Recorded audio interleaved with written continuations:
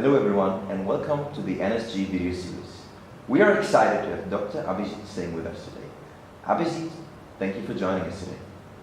Dr. Abhijeet Singh is an assistant professor in the Department of Economics at the Stockholm School of Economics. Abhijeet holds a doctorate in economics from the University of Oxford.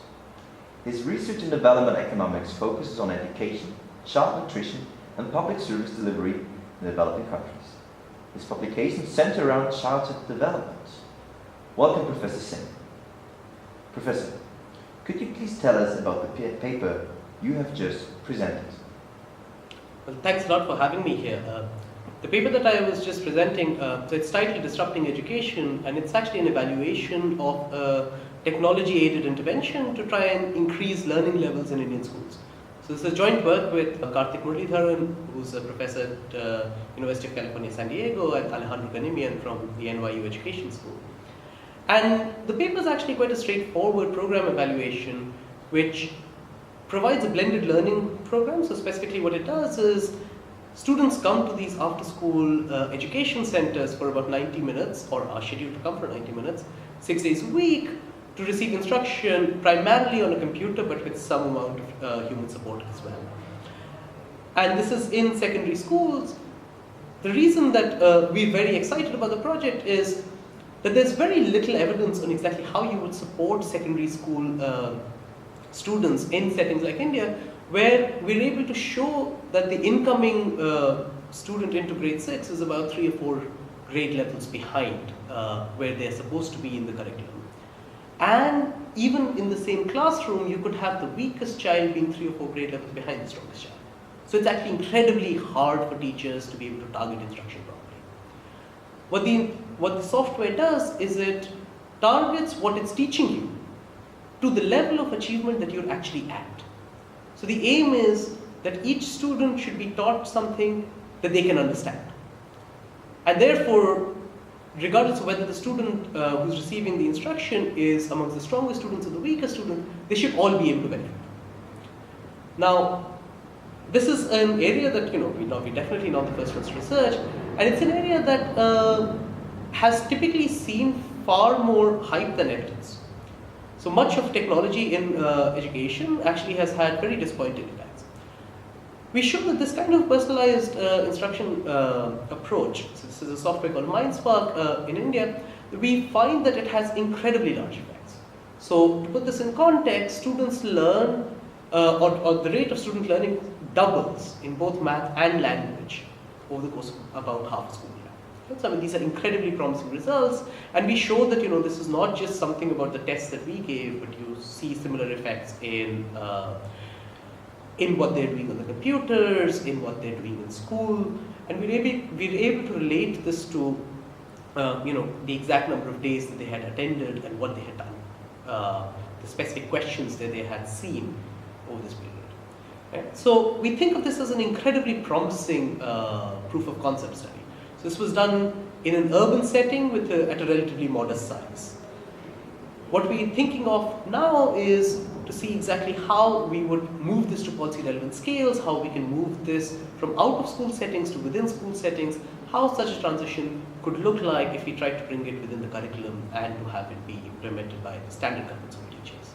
So that's the overview of the project, and yeah, you saw the first part of that. It's part of an ongoing research agenda, and we want to dig quite a lot more into this in the years to come.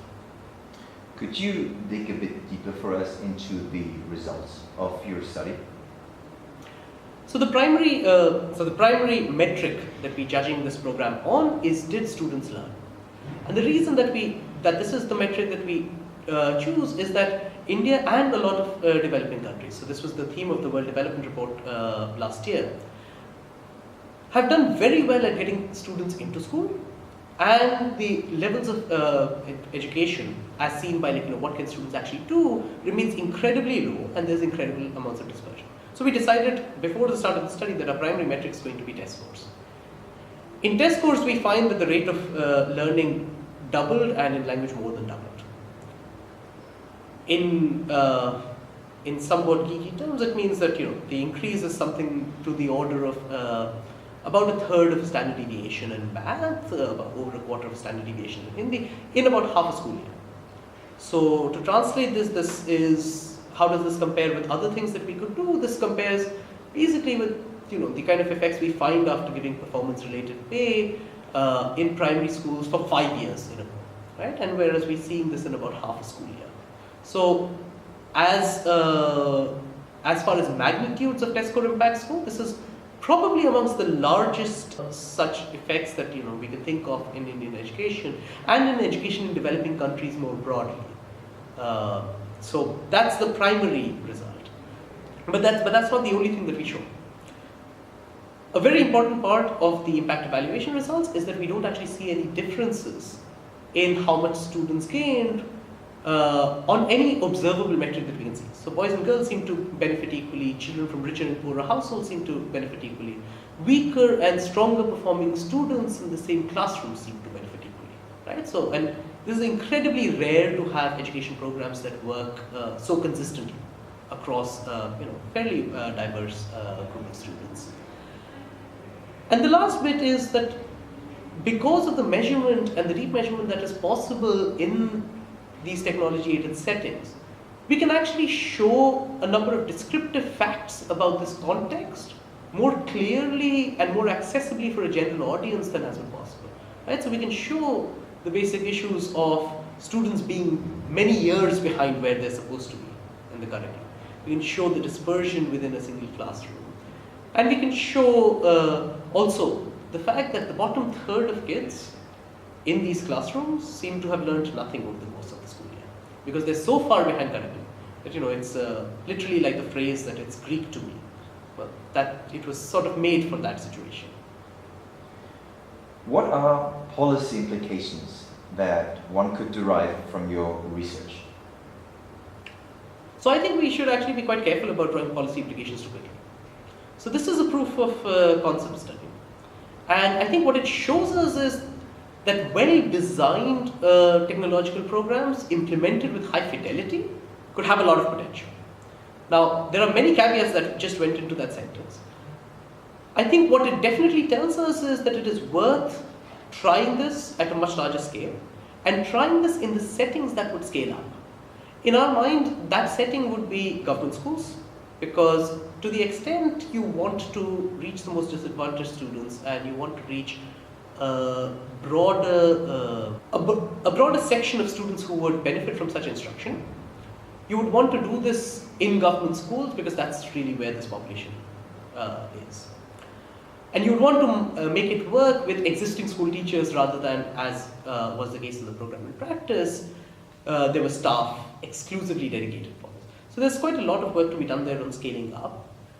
We certainly think this is a better use of public funds than several ways in which government funds on technology and education get used right now. So specifically, most government spending on technology and education is focused on hardware. Governments like building computer labs, governments like stocking computer labs. To the best of our synthesis of the literature, and we spend quite a lot of time in the paper looking at this, we find absolutely no support in the literature that just providing hardware would ever solve a learning crisis. So we definitely think that there is enough in this paper to support trying to think quite seriously about what are the kind of learning softwares that we should be trying out. Regarding the particular software, this would need to be scaled up and evaluated constantly before we would know that, here is a magic pill. We don't want to be in that situation, but we can definitely say which things aren't the magic pills, and the current uses of public finances are in that category. In your research, you expressed a focus on childhood development. What motivates you to study this issue, and why do you think it is important? So most of my research is essentially around child nutrition and education, and it's two different sets. The reason that it's incredibly important is that I think there's now actually a substantial body of evidence across lots of contexts, both in developing and developed countries, about the importance of these initial investments into children in terms of how their lives will play out over the next 7-8 decades. There's also a lot of policy interest, and I've always been sort of interested in working in areas that would have some implications for what we should do, rather than just what we understand. And I think it's also one of those areas where it's actually easy to find remarkable amounts of consensus about active goals across political spectrums and across different contexts. Right? So, education for children. And at the same time, trying to have scaled up solutions that work globally has been very hard. And I think India, which is the context in which a very large proportion of my research works, is a particular example where actually we've not done very well both on nutritional standards and on learning levels, despite actually very robust economic growth and I would argue broader institutional structure that works better than in many other parts of the world. We still haven't managed to, and there is the desire to do a bit more. So that's what brings me to it. You also take part in the Young Life Study. Can you tell us something about this project? So the Young Life Study, which I've been associated with since about, I think, 2008 and continue to be associated with right now, that's actually, I think, possibly a unique project in terms of just the scale and scope. It's a project that started long before I even joined economics, so it's an ongoing cohort study in 4 countries, so in Ethiopia, India, Peru and Vietnam. What the study did was that it follows 2 cohorts of children. One, a cohort of about 2,000 children in each country who are about a year old in 2001, and another cohort which was about 8 years old then. And since then, every 3 to 4 years, you go and you survey them. So these children who were somewhere between 6 and 18 months in 2001, they're now all in secondary school or have dropped out. These students who were 8 years old in 2001, they're now in the labor market. In the last round, about a third of the girls in India were married. They're having kids of their own. It's the kind of data that actually has not been available in developing country settings, and not, to the best of my knowledge, in a comparable way across contexts. And all of the data is made publicly available, right? So that's maybe the other part that's quite unique about this, which is that it's, as a result, used very widely by students, researchers, by people who work in policy issues, and it's been so it's been an area that and a project that I've worked with for a while, including in designing some of the assessments and rounds, and it's still ongoing. One feature of the approach you just presented in your paper was that it allows to circumvent several bottlenecks that hinder education progress. Which one of those bottlenecks do you consider most important? So that's actually a really important question, because once you start listing out, exactly what might be constraining which students learn effectively or not, you can think of a lot of factors, right? So you may think of teacher motivation, you may think of do teachers know the curriculum well enough, you may think are students being supported by their parents enough, are students working hard enough, are the textbooks the right. The specific constraints that we focus on, and we think this is actually absolutely fundamental in understanding, especially Indian education at sort of the middle and secondary levels, is an issue of curriculum mismatch. And what I mean by that is that the curriculum is targeted at a very high point of ability. Most of the students in this distribution are not there. And when you're too far behind what is being taught, your ability to benefit from even very well delivered instruction may be very low. Right? So, just to think of a concrete example, if you put me in the middle of like an advanced graduate seminar in physics, I wouldn't get very much. And that could be at the best university in the world. It is not a reflection on the instructor necessarily, but it is a reflection on what is being taught and to whom. And that's what this personalized approach to education is trying to solve. It's not the only way to solve it, but we think that as a constraint to student achievement is actually pretty big, and that's true even at the primary level where, for instance, Abhijeet Banerjee and Esther Duflo and co-authors have quite a lot of work by now trying to scale that. We've already talked about that the dispersion in preparation amongst the top and the lowest percentile or quantile of students in grade equivalence can be very, very large. We already touched to a certain extent how the treatment affects this, but I would like to dig a bit deeper into it. Are there differences in the difference that you observe? Do students in the lowest quartile learn at the same rate? Do they learn more? Do they learn less? In fact, does the gap that we can see that exists between the students accelerate, shrinks, or does it just remain? So that's that actually touches on several different issues, right? What is the software trying to do? What it's trying to do is it's starting from the point of view that, let's say in mathematics, if you're unable to multiply two single-digit numbers, there is no way that I will teach you how to find the volume of a cube or something else of that kind. And so the most productive thing for me to do, even if what I want to do is to make sure that you eventually reach grade level comfort, is that I start teaching you from the foundation onwards. That's how it deals with the issue of students being far behind, and that's how it deals with the issue of dispersion. The software is targeting students on a one-to-one basis. That is not a luxury that teachers in regular classrooms have.